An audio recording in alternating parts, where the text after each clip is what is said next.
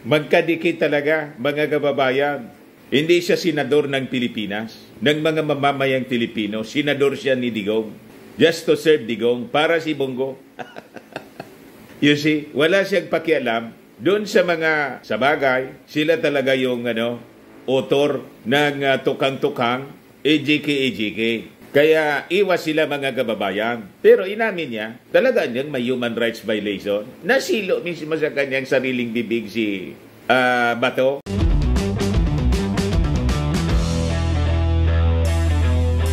Umami na si Bato na binwit sa sarili niyang bibig. Bininwit niya yung sarili niyang bibig. Ayan inamin niya talagang may human rights violation during the war on drugs ng previous administration. Kita ninyo, talagang dapat talaga pumasok na yung ICC. Kaya lang yung ating Pangulong Bongbong Marcos, naninindigan pa. So, paano niya yan, Mr. Maravillas? Pwede naman magbago. Di ba? Anything can change. Wala mang permanente po, mga kababayan dito sa mundo. Ngayon, hindi. Pwede. Baka bukas, pwede na. Depende po sa sitwasyon. O ngayon, dito sa pag-amin ni Bato, na may human rights violations talaga. Kaya nga po iniimbestigahan. Ayaw man ninyo sa ICC. Yung Congress, nagsasagawa ng investigation ngayon. Ayaw man ninyo. Sabi ni Maudigs, hindi niya yan yung proper venue. Dapat sa korte. Narinig na namin yan na ganyang mga palusot kay Pacquiao. Nang i-file sa korte, nag-disappear. Sabi nga dito sa amin, ding padumanan. Talagang pag-ayaw, gagawa ng kung ano-anong dahilan. O ngayon, nasukat yung tapang ninyo. Kala ko ba, kayong mga maiisog, handa ninyong harapin yung inyong mga ginawang mga aksyon. Iba yung nangyayari. Iwas pusoy palagi. But before ko, mga kababayan, ibigay sa inyo yung full story ng mga balitang yan, click subscribe muna dito sa ating YouTube channel and hit the notification bell po para lagi kayong updated sa mga kaganapan dito sa ating bansa. Like and share na rin po ninyo ng ating video at huwag na rin po ninyo na skip yung ating mga commercial ads para tuloy-tuloy lang ang pag-unlad ng bagong Pilipinas. Sa mga naghanap ng malinis and spacious fitness gym, pumunta lang po kayo sa aming Colossal Fitness Gym. We also offer Grab Car Rental with our brand new 2023 model ng Toyota Innova. We also accept booking for those who are planning to travel via PAL, Cebu Pacific, and other airline companies, local and international, and bills payment for Meralco Bills, PLDT, Leco Bills, etc. Ang Colossal Fitness Gym is located at 3rd floor Security Bank Building, Landco Business Park, Legazpi City, Albay. For inquiries, look for Jelon Maravillas, contact number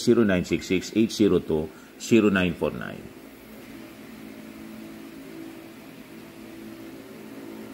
Yan po yung aming Innova. Lagi na pong matao sa amin.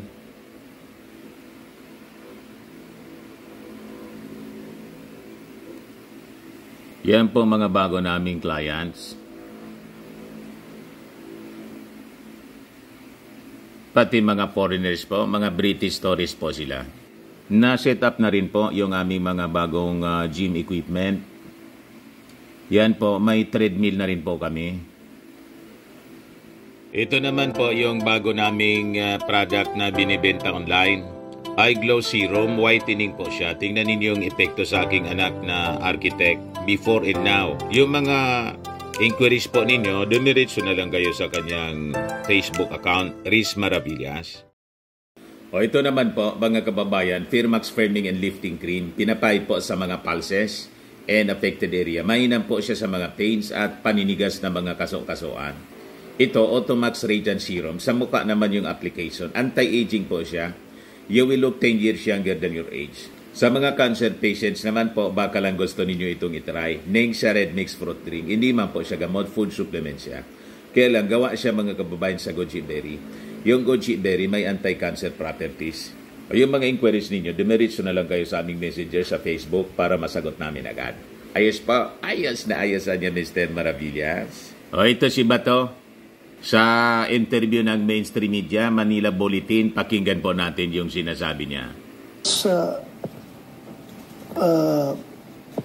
pagmamahal sa tao.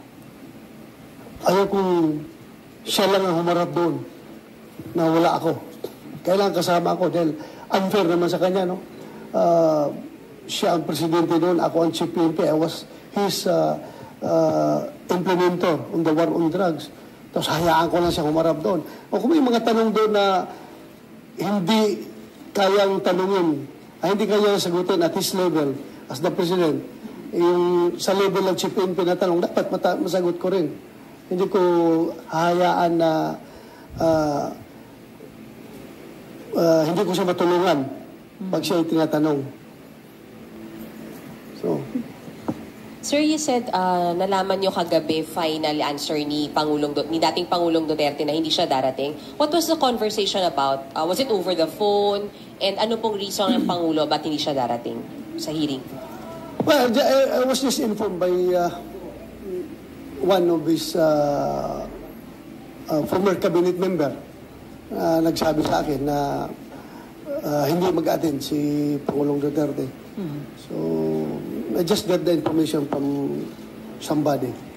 Sabi ni Bato doon, hindi siya mag-attend kasi si Maudigs hindi man mag-attend. Kung mag-attend na niya si Presidente Digong, mag-attend ako. Hindi man na niya ako pwedeng di mag-attend pag nag-attend siya. Ngayon, hindi siya mag-attend, di din ako mag-attend. Magkadikit talaga, mga kababayan. Hindi siya senador ng Pilipinas, ng mga mamamayang Pilipino. Senador siya ni Digong. Just to serve Digong, para si Bongo. You see, wala siyang pakialam doon sa mga sabagay. Sila talaga yung author ng tukang-tukang, EJK. Kaya iwas sila, mga kababayan. Pero inamin niya, talaga niyang may human rights violation. Nasilo mismo sa kanyang sariling bibig si Bato. Hindi ko sinasabi na walang nangyaring human rights violation during the war on drugs. Aminado tayo. Diyan na mayroong mga kaso na talagang na-violate yung human rights ng tao. Kasi kung wala, dapat hindi nakasuhan yung mga polis na gumawa ng kalukuhan. Kasi kung wala, dapat walang polis ngayon na nakasuhan, na na-convict o nakulong. Kita mo na, mga kababayan, yung mga polis na yon, hindi man yon sana gagawa ng tukang-tukang, EJK. Kaya nga, kawawa yung mga polis. Without the order, galing sa dating Pangulong Digong at mula sa kanya. Di ba may tinatawag tayo, mga kababayan, na command responsibility? Inutosan nila. Inutosan ng dating Pangulo. Kaya kung may talagang dapat managot, yung nag-utos dapat, mga kababayan, ang may bigger culpability. Tama pa? Sabi pa dito ni Bato, gusto talaga nilang i-pin down si Pangulong Duterte. Senator Bato de la Rosa says the House Committee on Human Rights investigation into the extrajudicial killings during former President Rodrigo Duterte's war on drugs is politically motivated, aiming to pin down Duterte. Lumang tugtugi na po yon, Senator Bato, na pag naiipit kayo dahil sa inyong mga ginawang kabulastugan, ituturo ninyo politika. Di ba? Kung wala kayong itinatago, if it was in order, yung mga ginawa ninyo, dapat matapang kayo. Sabi ninyo, maiisog kayo na harapin yung consequences na inyong ginawa. Pari-parehas kayo, si Banta ganun din. Yung mga maiisog, si Pacquiao na may sarili ng universe. Makapangyarihan si Pacquiao. Kaya niyang patigilin daw, sabi niya, yung lindol, stop. Yung kaso niya, hindi niya ma-stop, mga kababayan. Nagtatago na ngayon kung ano-ano na ang sinasabing dahilan. Yun din ito, mga kababayan, na tropa ni Maudigs. Unang-una, itong congressional investigation po, iba man ito sa husgado. In aid of legislation man lang po ito. Mas malala pa nga sa husgado. Gusto niyang dalhin sa husgado. Tulad ng sinabi ni Pacquiao, dalhin na niya yan. Ayaw niya humarap sa Kongreso in proper forum daw. Nang i-file po sa korte, biglang nawala.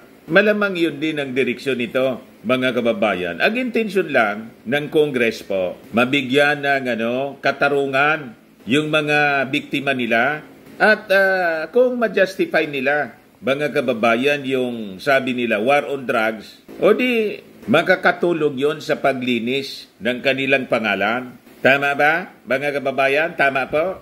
De La Rosa also questioned the need to involve the International Criminal Court when Philippine courts are functioning. Nagreklamo na po sa sa ICC kasi dito nga ayaw ninyong humarap Kongreso. Siyempre, yung mga biktima po, maghahanap din po ng ng binyo kung saan tingin nila wala kayong impluwensya. Di ba? Sila yung mga biniktima ninyo eh. So normal sa kanila na mag-seek ng justice. Sa tingin nila, makakakuha sila ng totoong ustisya. Tulad niyan, Kongreso na nga lang, ayaw ninyo, sa husgado pa. Kaya hindi sila mag-file. Yung mga victims po, yung mga abogado nila, hindi sila mag-file dito sa local courts kasi tingin nila, hindi man sila magkakakuha ng ustisya. Grabe palusot po ninyo. Congressional investigation pa nga lang, ayaw ninyo. Ayaw ninyong harapin yung pagtatanong ng mga congressmen. Sabi nga po ni Congressman Abante, bibigyan kayo yung dating Pangulo ng patas na trato. Ayan sabi po ni Congressman Abante, the invitation niya to former President Rodrigo Duterte is an opportunity for him to personally address issues that have been brought to light during our ongoing inquiry regarding the war on drugs that was undertaken during the administration. Bibigyan niya namin siya ng patas na trato. Si Abante po, pastor yan. And tingin ko, narinig ko yung flow ng congressional investigation ng kanyang committee po. Malayo doon sa investigation ng PDEA leaks, mga kababayan. May pagrespeto sila sa mga guest nila, invited resource persons, tinatrato ng tama, lalo pa yung dating Pangulo. Siyempre, dating Pangulo siya, yan mismo yung assurance ni Congressman Abante na isang pastor. So anong kinakatakot ninyo? Unang-una, kayo mismo ang nagdideclare na kayo yung mga maiisob. Saan ka nakakitang maisob na congressional investigation pala, takot na kayong harapin? Sabi ninyo, magagaling kayo. Ito si dating Pangulong Digong, laging nagyayabang. So bakit hindi niya harapin yung mga complainant sa war on drugs? Di ba? Ito yung sabi ni Harry Roque. Our former president firmly believes that the lower house is not the proper forum to investigate any criminal allegation against him. As guaranteed by our Bill of Rights, Congress cannot compel FPRRD to be a witness against himself. Hindi man siya po mag-witness laban sa kanya na ididiin niya yung kanyang sarili. In-invite siya doon para maglinaw kung ano nangyari, bakit ang daming mga biktima na yung iba, mga bata, wala mang armas para masabi pong lumaban or nanlaban. So yun ang kanyang lilinawin. May kasabihan po na pag umiiwas po sa ganitong mga inquiries, ang ibig sabihin kasi, guilty. Tama ba? So pag talaga hindi sila magkakuha ng hustisya dito sa Pilipinas, mapipilitan po yung ICC pumasok kasi ayaw ninyo mag-cooperate dito sa local investigation.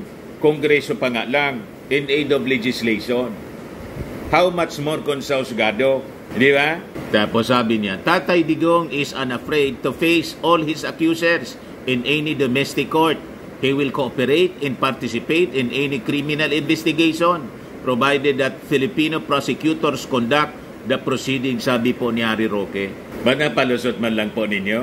Kaya, kung ganyan yung laging nirarason po ninyo, baka sa susunod na mga araw, siyempre yung ating Pangulo nagmamasid ng magiging behavior ninyo. Ay, hindi naman niya nirespeto yung invitation mga lang ng Congress. Malamang nga niya, pati sa husgado, hindi nila irerespeto. Hayaan ko na lang nga niya yung ICC. Ugutin sila dito, kaladkarin sila dito ng ICC kasi halangan man hindi magkaroon ng ustisya po yung ating mga kababayan.